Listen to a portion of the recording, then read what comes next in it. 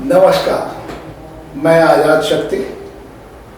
आज का मुद्दा है बांकीपुर उपचुनाव। आज हमारे बीच इस पैनल में उपस्थित हैं हमारे बाएं तरफ हेमंत कुमार जी, जो एक सामाजिक कार्यकर्ता हैं और कांग्रेस के समर्थक हैं। उनके बाईं तरफ संजय कुमार सिंह जी जो हैं, वो ज्ञान सागर टाइम्स के पॉलिटिकल एडिटर हैं। आज का विषय है बांकीपुर उपचुनाव। अभी बांकीपुर उपचुनाव की घोषणा हुई है, जिसका वोटिंग 30 जुलाई को होना है और मतगणना 3 अगस्त को संभव है।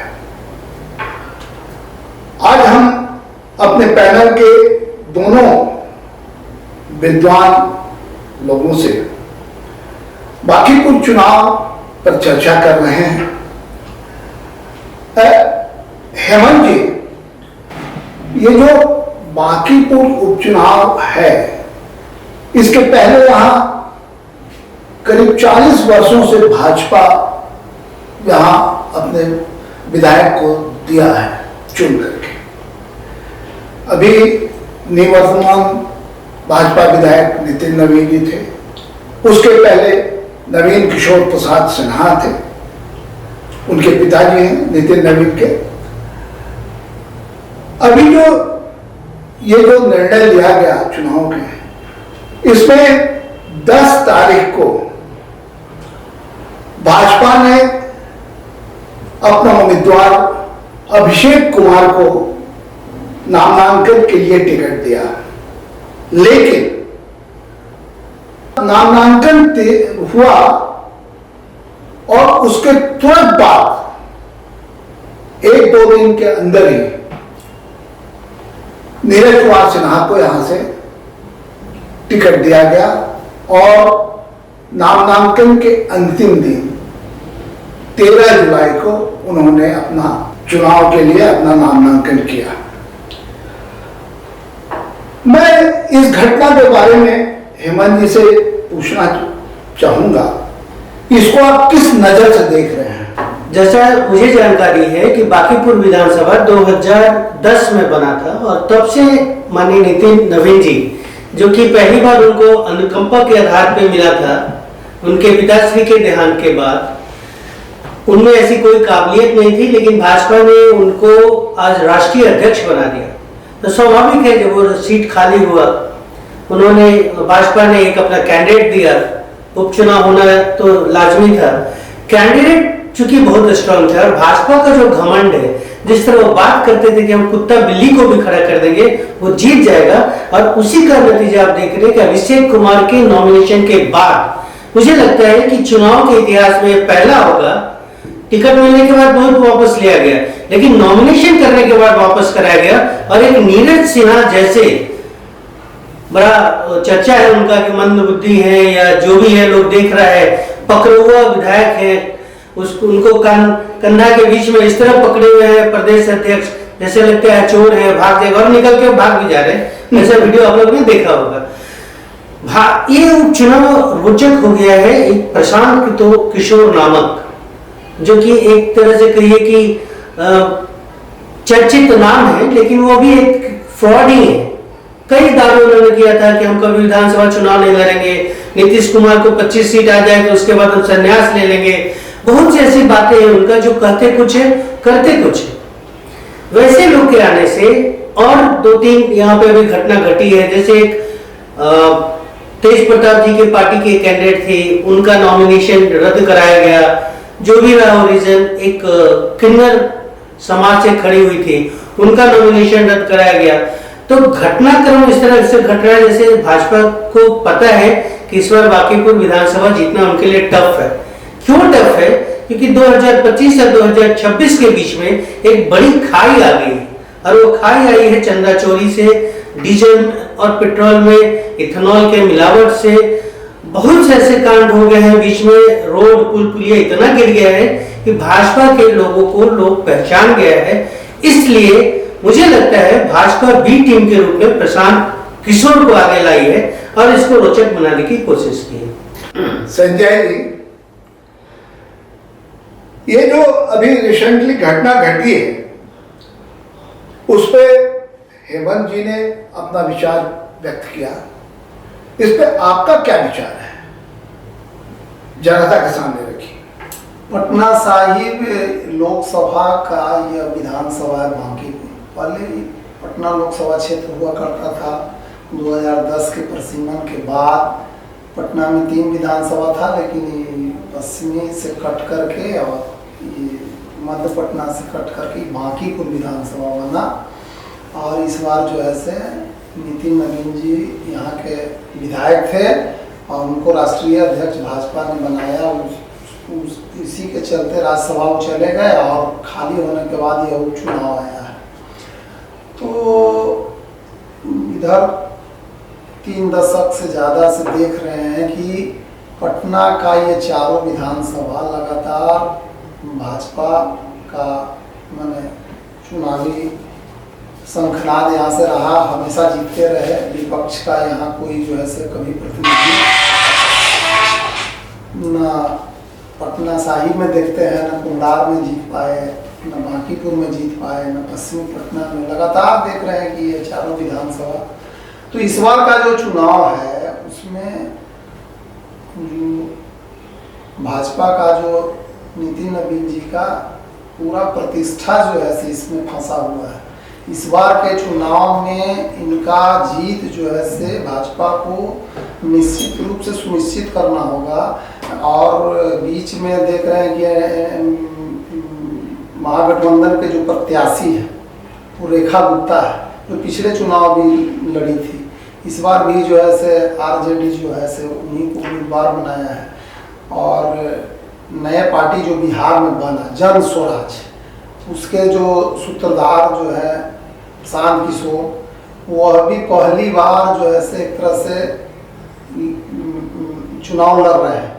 तो इसके चलते त्रिकोणात्मक स्थिति दिखाई दे रही है कि बांकीपुर का जो इस बार का जो चुनाव है वह जो है से विपक्ष को भी और सत्ता पक्ष को, एनडीए को भी, महागठबंधन को भी, और एक नई व्यवस्था के साथ जो बात करते हैं जन स्वराज पार्टी, सबकी अग्नि परीक्षा है इस बार के चुनाव में, जो हमको दिखाई दे रहा है। हेमंत जी, आपने अपने विचार में कहा था कि नितिन नवीन कंपल्सेशन ग्राउंड पे आए हैं। ये एक लोकतंत्र है और इसमें चुनाव होता है, इसमें कंपल्सेशन नहीं होता है। मेरा ये प्रश्न है कि अभिषेक कुमार को नॉमिनेशन करवा करके फिर उनके जगह पर नीरज कुमार सिन्हा को लाया गया, इसके पीछे भाजपा का क्या सोच रहा है, इस पर कुछ बताइए। ये सबसे पहले बड़ा हास्यास्पद लगता है कि आप कहते हैं कि अभिषेक कुमार मैट्रिक है इसलिए हटा दिया गया। तो ये जो भाजपा के और नहीं, मैंने सुन लीजिए, इसलिए नहीं, शब्द को हम फिर से दोहराते हैं। हमने कहा कि वो मैट्रिक है, आपने कहा काबिलियत नहीं है किसी कैंडिडेट बने वो नीरज जी में। अभिषेक कुमार मैट्रिक है, ये बायोडाटा सबके सामने है। बात तो सुन लीजिए ना, नरेंद्र मोदी चौथी फेल है, आज है प्रधानमंत्री, तो पढ़ाई लिखाई का मतलब नहीं रहता, ये आप भी जानते हैं, क्योंकि उनका डिग्री फॉल्स था। चलिए उस पर चर्चा छोड़ दीजिए। बड़ा हास्यास्पद स्थिति लगता है कि भाजपा जो कि हमेशा चुनाव के मोड में रहती है, डे 1 से वो रहती है कि कैसे लड़ा जाए, कैसे पटकनी दिया जाए, कहाँ पे चुनाव आयोग को खरीदना है, कहाँ डीएम बदलना है, कहाँ एसडीओ बदलना है। उसको ये पता नहीं था कि अभिषेक कुमार को हम टिकट दे रहे हैं जो मैट्रिक फेल है या मैट्रिक पास है। और चुनाव के नहीं है, ये मुद्दा नहीं है मैट्रिक फेल और मैट्रिक तो फिर क्यों टिकट देने के बाद क्यों वापस लिया, ये तो आप बताएंगे ना, आरएसएस वाले बताएंगे, भाजपा वाले बताएंगे। इसका मतलब साफ है कि वो चाहते हैं कि उनका टीम नहीं जीते। और कितना काबिलियत है नीरज कुमार में, ये जनता देख रही है, हमें आपको बताने की जरूरत नहीं है। उनका एक एक रील वायरल है पूरे नेट में, क्योंकि आज जमाना सोशल मीडिया का है, पब्लिक जानती है। तो क्या भाजपा का मकसद है, तो क्या 7वां पास या 8वां फेल उसमें काबिलियत है किसमें? तो जब चौथी फेल देश चला रहा है तो 7वां फेल क्यों नहीं चला लेगा? क्यों नहीं चलाएगा? वो भी भाजपा के ही है। आप जिसका नाम ले रहे हैं वो भी भाजपा के ही है, तो भाजपा समझे ना। आरएसएस का यही है मकसद। हमने नाम ऐसे नहीं लिया, आपका इशारा तो वही है, हमने नाम नहीं लिया, इशारा वही कर रहे हैं। और आरएसएस का मकसद होता है कि वैसा कैंडिडेट रखे जो बोले कि मेरा पैर छुओ तो छुए, और बोले कि खड़ा हो तो खड़ा हो, बैठे तो बैठे। और इसी का नतीजा है कि अभिषेक कुमार को हटा के नीरज कुमार को लाया। और मुझे तो इसमें और कुछ लगता है, वो नीरज कुमार के बहाने प्रशांत पांडे को बीच में घुसाना चाहते हैं, ताकि प्रशांत पांडे ही है उनका सरनेम, प्रशांत पांडे को बीच में घुसाना चाहते हैं। प्रशांत पीके से हैं,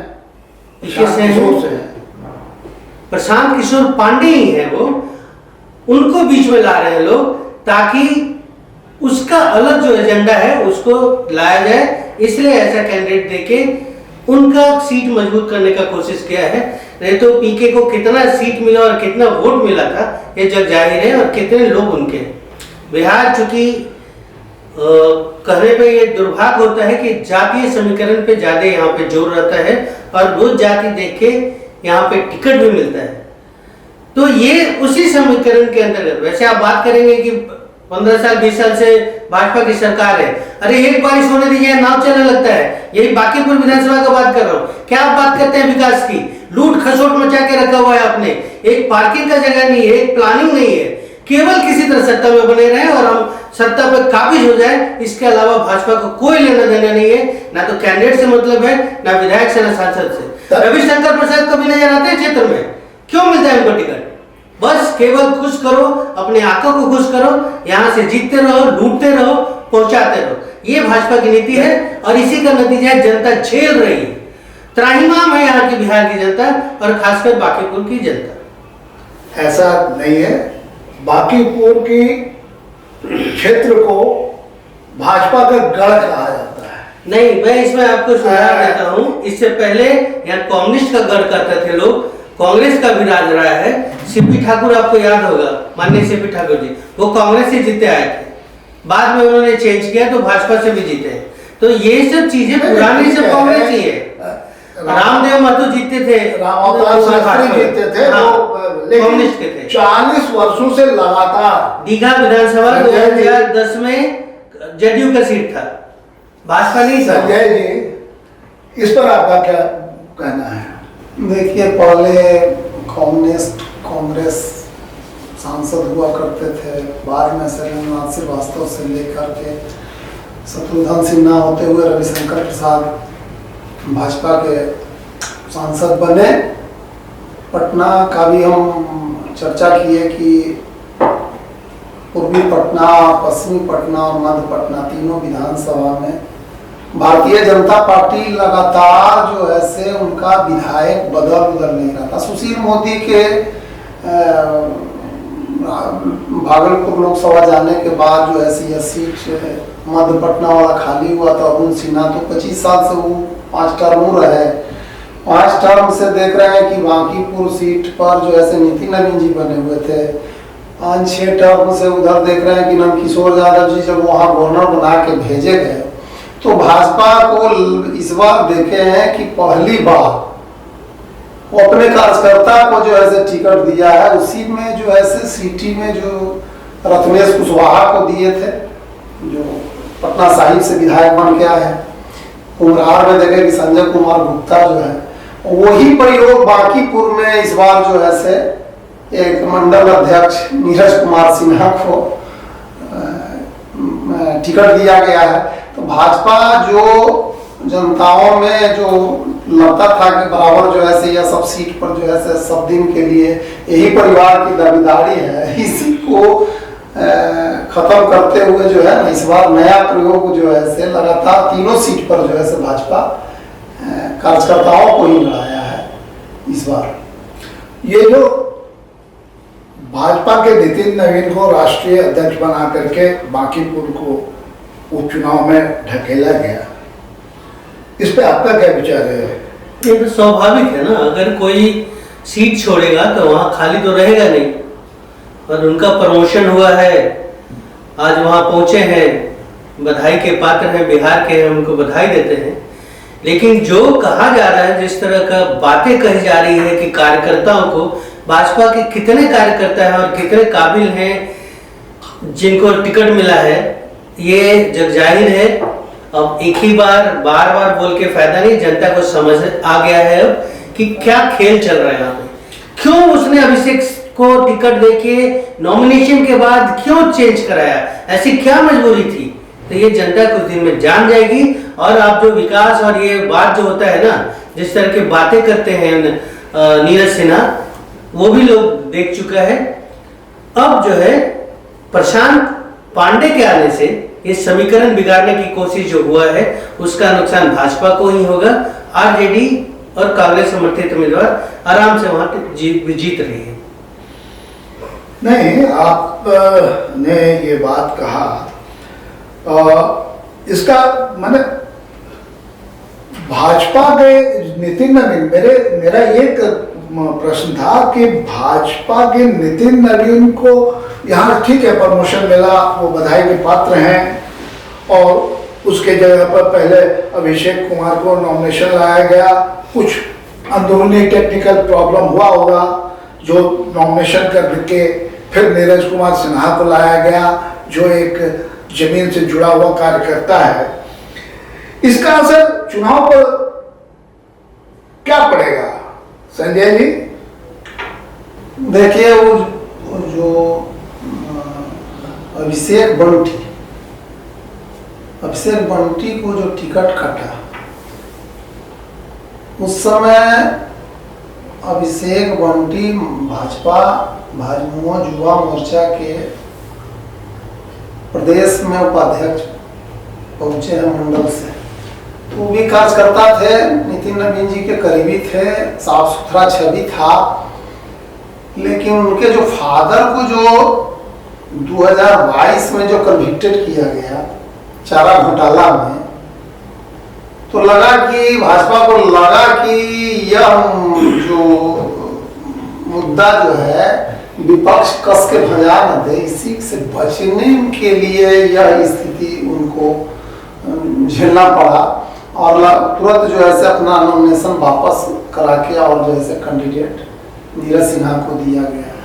तो भाजपा से वहाँ जो है से वही मिस्टेक जो हुआ कि फादर के बारे में नहीं पता किए, खाली अपना कार्यकर्ता के बारे में पता किए, बैकग्राउंड में पता करके देते ना, तो यह जो है चर्चा का विषय बनता ही नहीं।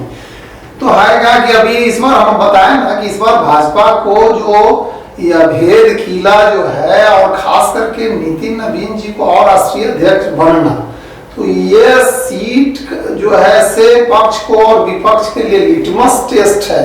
यहीं से बिहार के राजनीति का एक नया आयाम का होगा। विधानसभा क्षेत्र भाजपा का यह किला जो है कमजोर होगा और नए माहौल बनेंगे।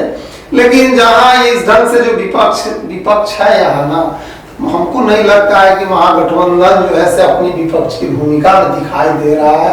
वैसे स्थिति में जो वहाँ हमको देख रहे हैं कि त्रिकोणात्मक मुकाबला होगा, तो त्रिकोणात्मक संघर्ष में तो फिर भाजपा जीत जाएगी चुनाव। बड़ा हंसी आता है मुझे ये सुनकर कि भाजपा को पता नहीं था कि उनके पिताजी का क्या करते हैं, जबकि भाजपा सोते समय भी चुनाव के मूड में रहती है, डीएम सीएम सबका पता कर लेती है।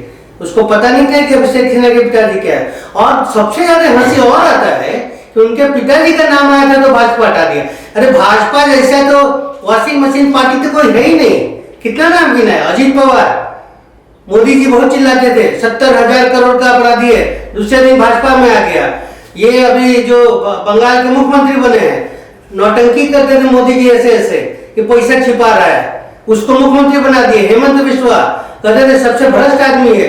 तो ये बातें शोभा नहीं देती। और भाजपा के मुंह से अरे भ्रष्ट पार्टी, भ्रष्ट मंत्री, नितिन गडकरी जैसे जिसको ईमानदार मानता था, सबसे भ्रष्ट आदमी निकला वो।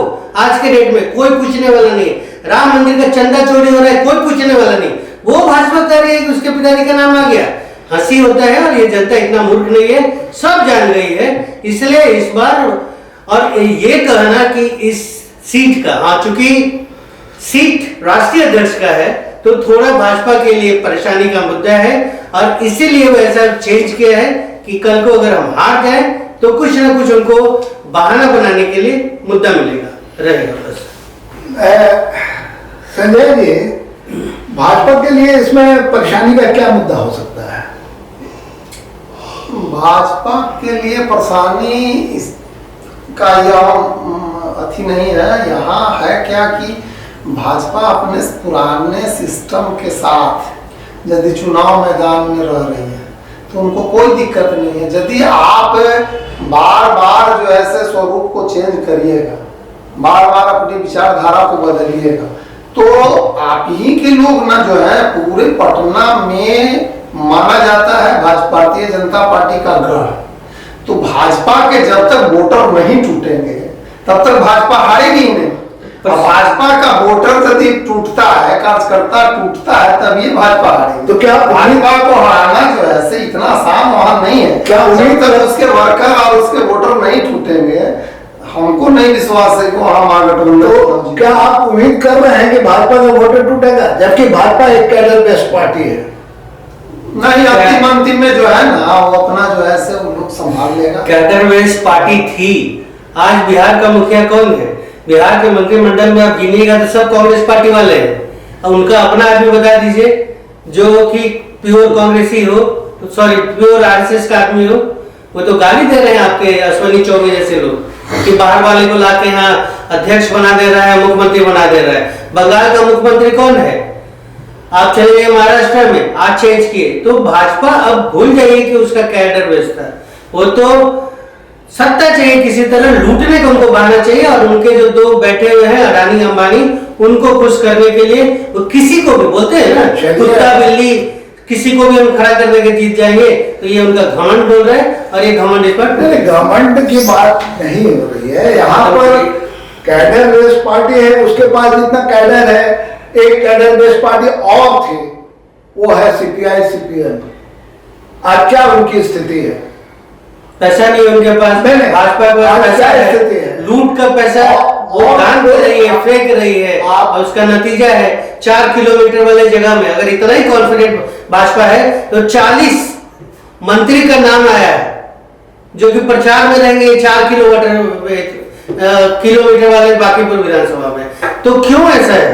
क्यों इतना डर है उनको? ये तो उनकी अपनी रणनीति बात वही है ना, जो आपको अपने कैडर पे आपको अपने कैडर पे भरोसा है तो ये 40 आदमी को उतारे। यानी आपको श्री राम पे भी भरोसा नहीं है क्योंकि श्री राम का आपने चंदा छुड़ा है। जिसके नाम पे आप जीत के आ रहे हैं उसी का चंदा आप खाए हैं और उसका डर आपको सता रहा है। इसीलिए आप अपना कैंडिडेट बदल रहे हैं, स्ट्रेटेजी बदल रहे हैं और पीके को सामने लाए हैं। पीके भी उन्हीं का आदमी है क्योंकि वो देखिएगा कुछ मुद्दे पे आवाज उठाता है, उसको बिहार से लेना देना नहीं है। कोई खास आदमी को केवल ओवैसी को भी आप एकदम ओवैसी टीम भाजपा की टीम नहीं, अमित शाह का आदमी है। अगर वो नहीं रहता तो मैं एग्जाम्पल देता हूँ, एक आवाज उठाइएगा आपके घर सीडी ईबीआई ईओ पहुंच जाता है। आज तक ओवैसी के सामने क्यों नहीं पहुंचा?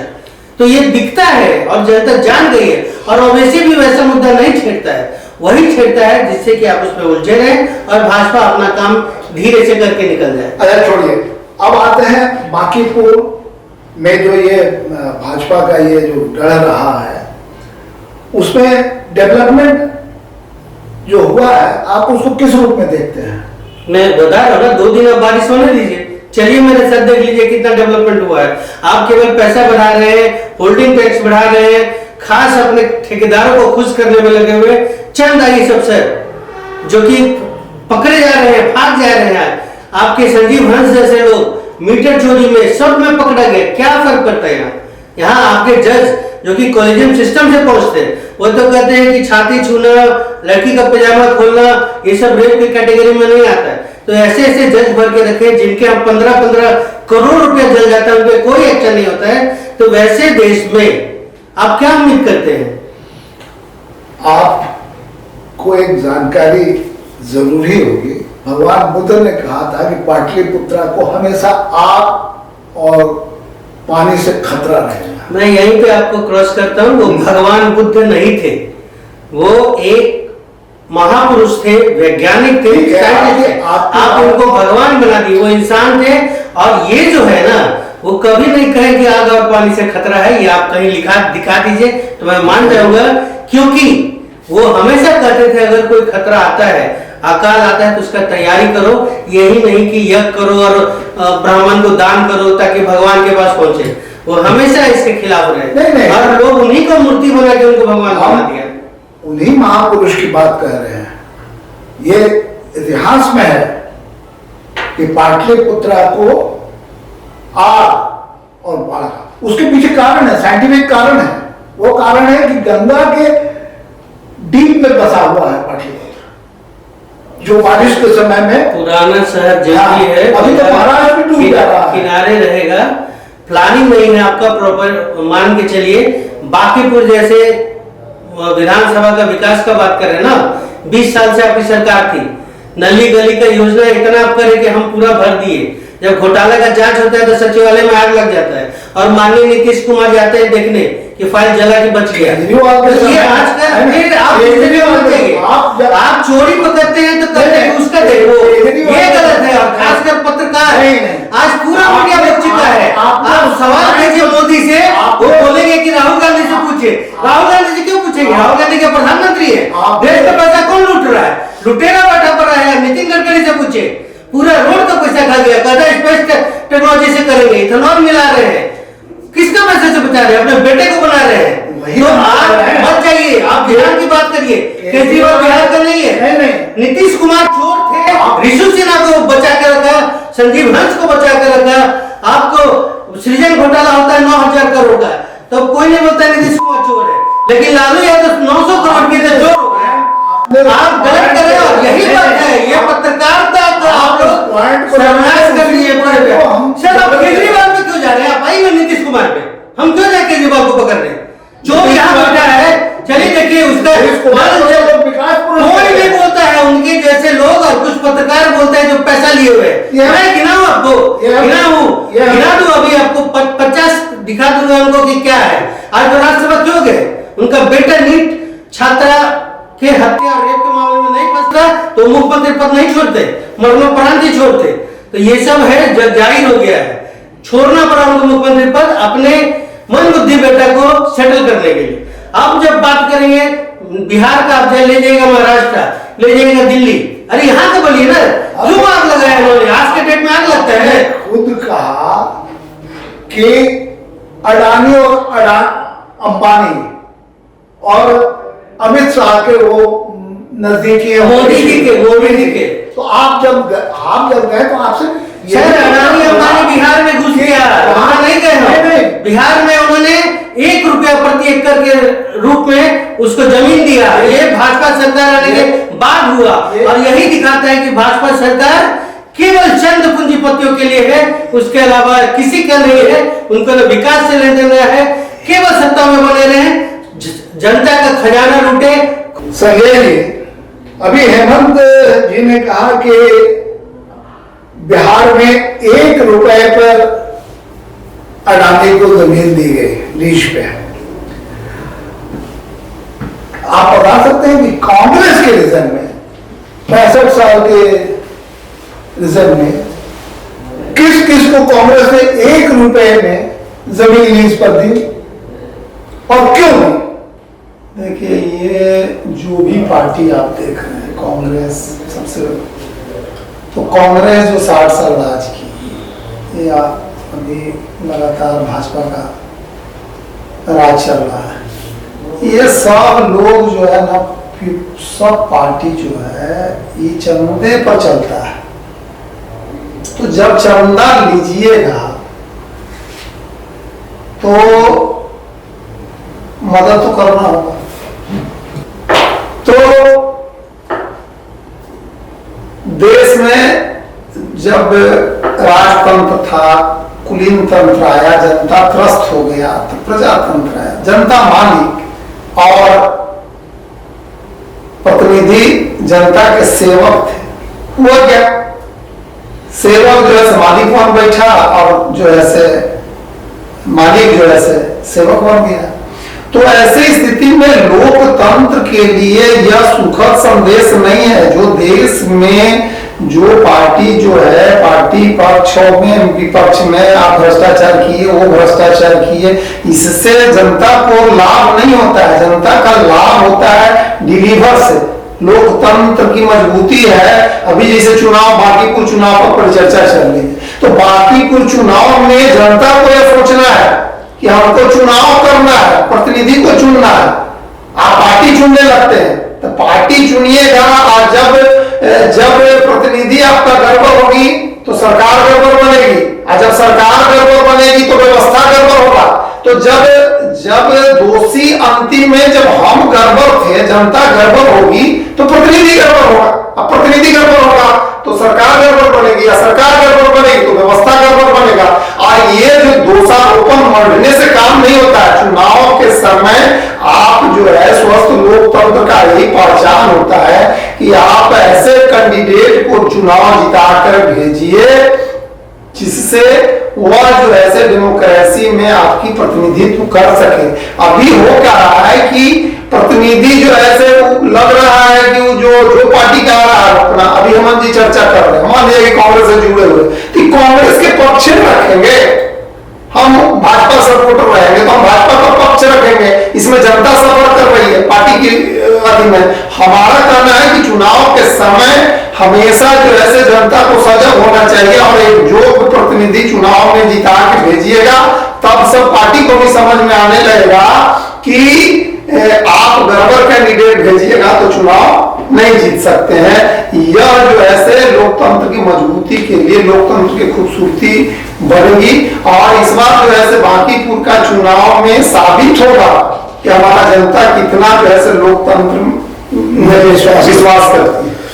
हेमंत जी, जनता का 3 पॉइंट जो सरकार से चाहती है वो क्या है, उस पर थोड़ा सा व्याख्या कर दीजिए।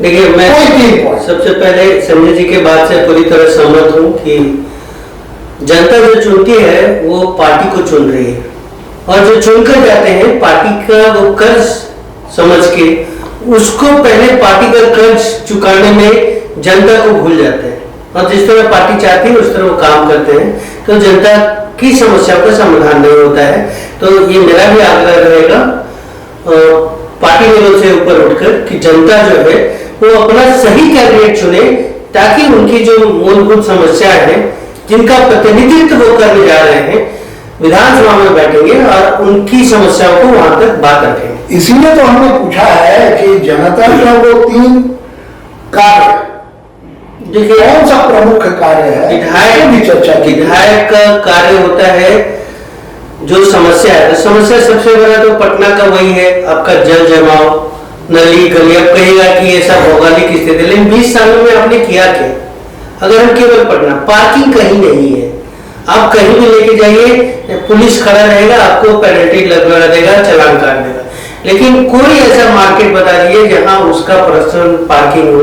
तो ये डेवलप पास कौन करता है नक्शा, तो इसके ऊपर भी चर्चा होनी चाहिए। और क्योंकि चूंकि ये पुराना शहर है, पतला पतला रोड और गली है, सब जगह मार्केट बन गया। आप चले जाइए बाकरगंज में चले जाइए, आप सामने पैदल नहीं चल सकते हैं, आप इसका बात तो छोड़ दीजिए। इंक्रोचमेंट है, बहुत से ऐसे मुद्दे हैं जो सरकार चाहे तो कर सकती है, लेकिन मंशा नहीं है, सही चाहती नहीं है, वो बस आपको लड़वा के आपस में किसी तरह रखना चाहती है, चाहे वो पार्टी के नाम पे हो, धर्म के नाम पे हो।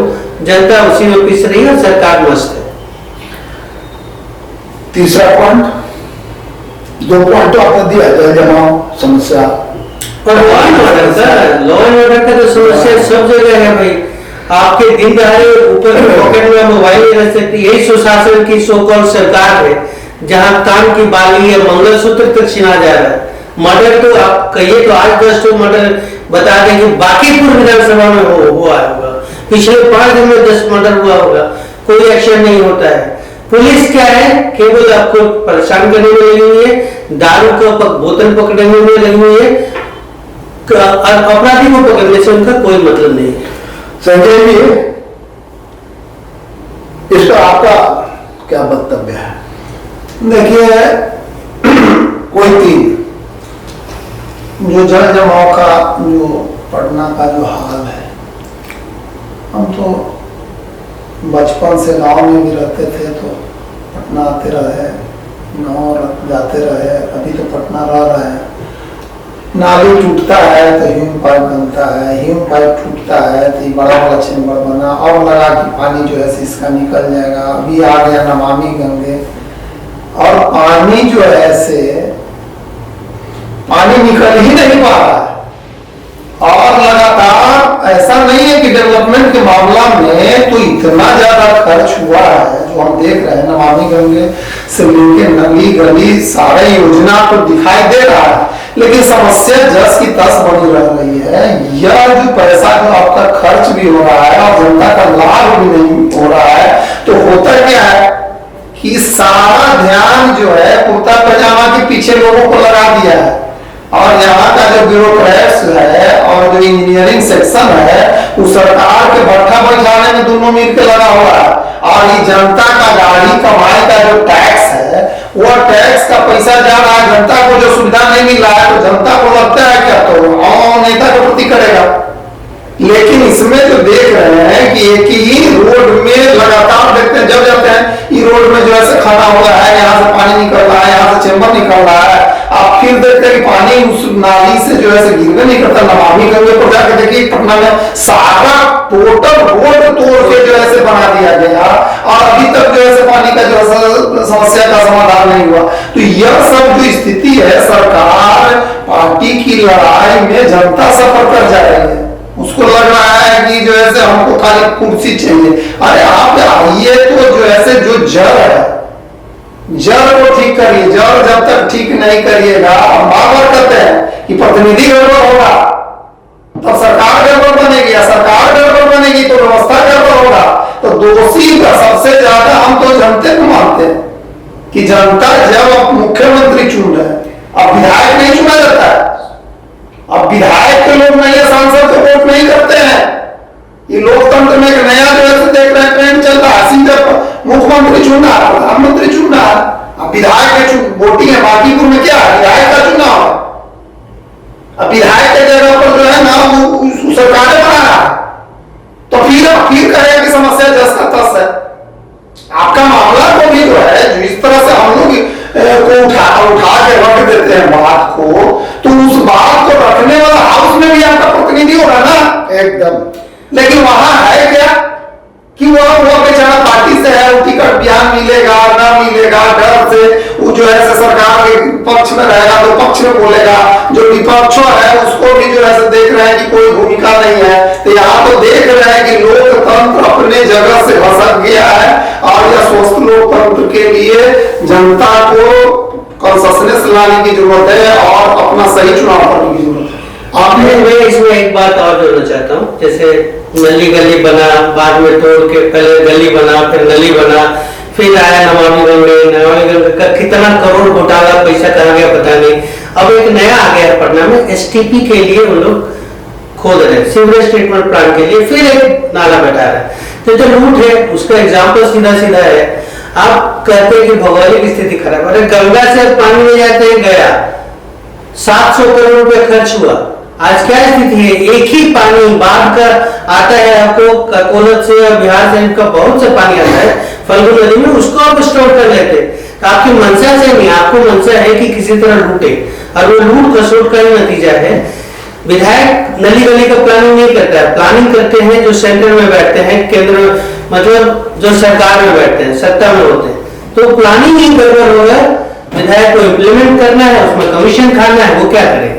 जो पटना का ड्रेनेज व्यवस्था, जो पुराना पाटलिपुत्र का व्यवस्था था, मुझे नहीं लगता है भी किसी शहर का होगा। आप देखे होंगे कि पानी आता है, नहर का आता था नौबतपुर में कई सा लख है, तो बहुत अच्छा यहाँ स्थिति था, गंगा से पानी जाता था। बर्बाद किए हम लोग, किए सरकार का नीति किया। आज भी कई से ओपन ड्रेनेज है पटना में, कुर्जी से लेके आप चले जाइए राजेंद्र नगर, आपको शायदपुर, सब जगह है ओपन है। उसको सही ढंग से प्रॉपर ढंग से किया नहीं। आपने एक एग्जाम्पल मैं अभी बताता हूँ, मीठापुर एरिया में पुल ही धस गया। अब कोई एक इंजीनियर का गलती, सरकार ने गलत किया, पैसा लेके काम करा दिया, धस गया, आज तक काम चल रहा है। तो कहीं ना कहीं सरकार का नीति नियत में खोट है, जिसका नतीजा जनता भी झेल रही है। और जनता भी उसमें सहयोगी है, उस भ्रष्टाचार में जनता भी सहयोगी है।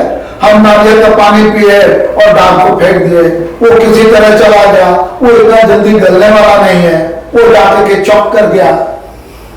चलिए, समय का अभाव है और हम इस बांकीपुर चुनाव को लेकर चर्चा कर रहे थे। 30 जुलाई को वोटिंग है। अब उसमें देखना है, हमारे चुनाव आयोग भी जोर शोर से लगे हुए हैं कि ज्यादा से ज्यादा वोटिंग हो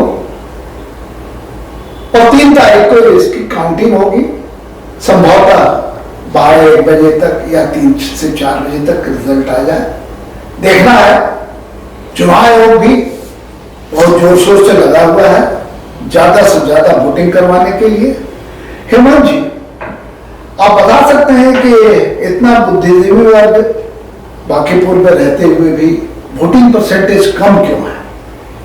नहीं, अच्छा सवाल है। और उसका जो फैक्ट है, रीजन यही है कि बांकीपुर विधानसभा में व्यापारी लोग बहुत हैं, बाहर के लोग आके यहाँ व्यापार कर रहे हैं, जिनका वोटिंग यहाँ पे नहीं है।